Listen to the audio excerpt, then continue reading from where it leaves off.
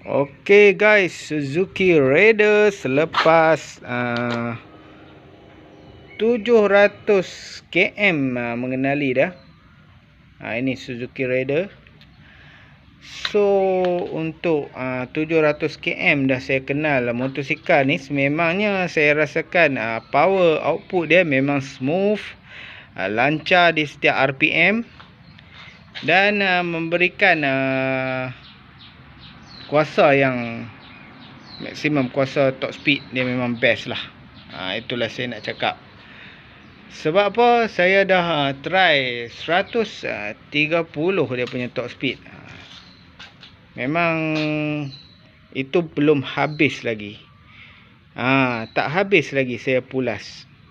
1.3 ada macam banyak ni lagi, masa tu.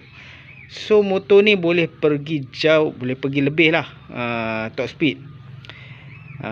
Dan setelah saya ride 700 km, kalau anda di kota raya mungkin akan menghadapi kesukaran. Kalau dari segi handling untuk menyelik tu, bagi saya memang tak ada masalah. Motor ni memang ringan, tapi dia punya side mirror dia, ni boleh sangkut pada kenderaan lain.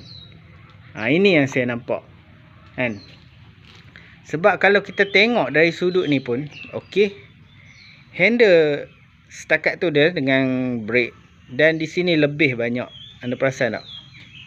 So kalau boleh dapat side mirror yang kecil, jadi dia punya bentuk dia kat sini dan sama dia punya hujung dia dengan level handle ni, of course lagi confident lah kita menyelik dengan agresif dan pantas lah. Maksud saya tu lah, nak menyelik tu tak ada masalah, tapi nak kecepatan ketika kita menyelik untuk keluarkan motosikal dengan kesibukan dengan kenderaan kereta kiri kanan yang banyak tu, saya nampak itulah kita kena buat dulu, tukar side mirror yang kecil sikit.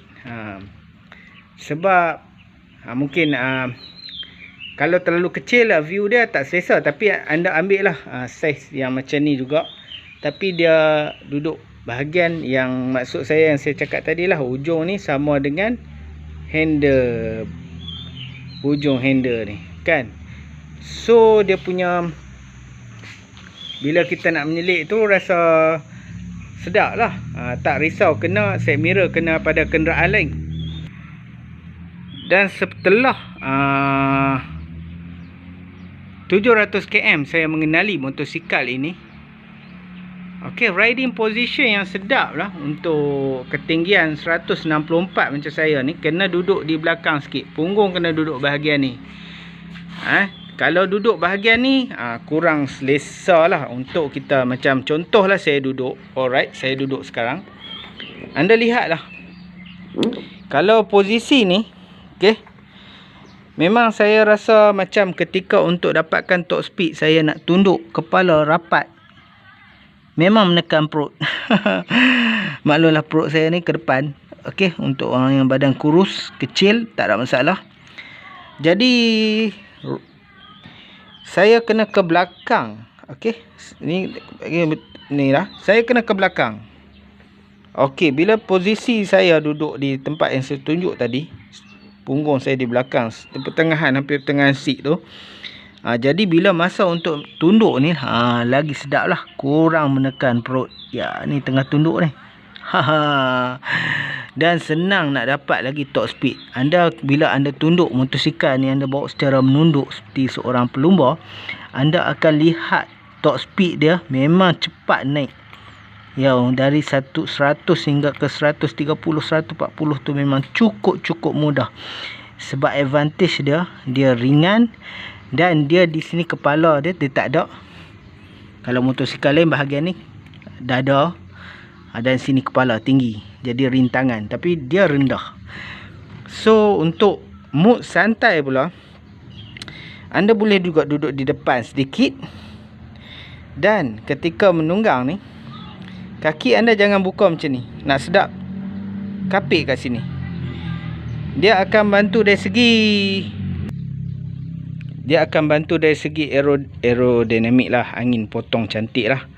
Berbanding anda buka macam tu, okey, ruang angin ni akan menyekat rintangan untuk motosikal ni sedap pergi lagi. Motosikal ni kedudukan dia agresif, sport. Kita rasa macam seolah-olah duduk di atas motosikal Kapcai Sport. Maksud saya macam tu. Bila kita duduk posisi yang macam ni, kita duduk rapat macam ni, macam kita katakan sebuah motosikal superbike lah, untuk kita dapatkan top speed, of course lah kita kena rapat macam ni, tunduk macam ni, bongkok sikit. Dia pun macam tu. Itu yang saya nampak pasal motosikal ni. Okey. Dari segi enjin dia, saya memang pujilah kat sini. Setiap RPM dia memang smooth, lancar, elok kan. Memang dia punya torque memang sedap, lembut. Dia memang cantik, elok. Saya rasa ini motosikal kalau 150cc punya segmen, yang ni punya graf kuasa dia memang cantik lah kan. Memang kalau kita tengok di dyno, dia punya result pun memang cantik, smooth, memang cukup lawa. Itu tentang riding position dia lah. Okey, kalau anda lihat saya duduk ni, so anda lihat, okey, dari segi riding position, okey, dia kalau orang yang badan macam saya ni, perut ke depan, tapi stay nampak okey lah. So okey, dia macam ni. Okey, yang saya maksudkan posisi santai ni macam ni. Kalau menunduk ni, dia memang menekan perut. Okey, kita ke belakang sikit. Riding position macam ni, yang selesa lah bagi ketinggian 164 macam saya ni. So bila kita nak dapatkan kelajuan, kita tunduk, kuranglah sedikit menekan perut kan.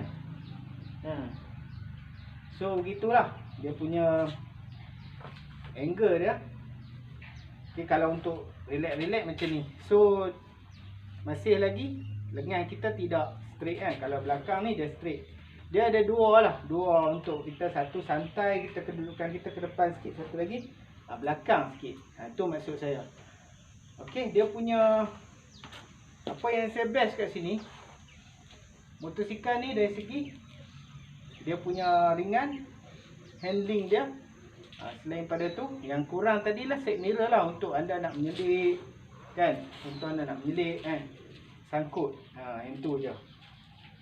Dan motor ni lagi satu, anda sesuai lah kalau anda nak pakai glove ataupun full face. Pada pandangan saya macam tu, sebab dia kategori sport kan, Kapcai Sport. Anda pakai glove, anda pakai full face pun tak nampak orang kata tak mengam dengan motor ni, Kapcai Raider ni sebenarnya. Kalau di luar negara memang macam tu kan. So okey, dia punya conclusion ni yang saya dapat buat tentang dari segi handling, dari segi apa riding position dia untuk ketinggian 164 ni, macam tu lah. Kalau anda nak tengok kan. So lain-lain tu side mirror ni kena tukar kecil sikit. Jadi itulah dalam impression saya 700 km bersama dia. Sangat puas hati. Minyak pun tak kuat sebenarnya. Power ada. Dan yang best, smooth. Enjin dia lancar. Best lah. Rider boleh beli guys.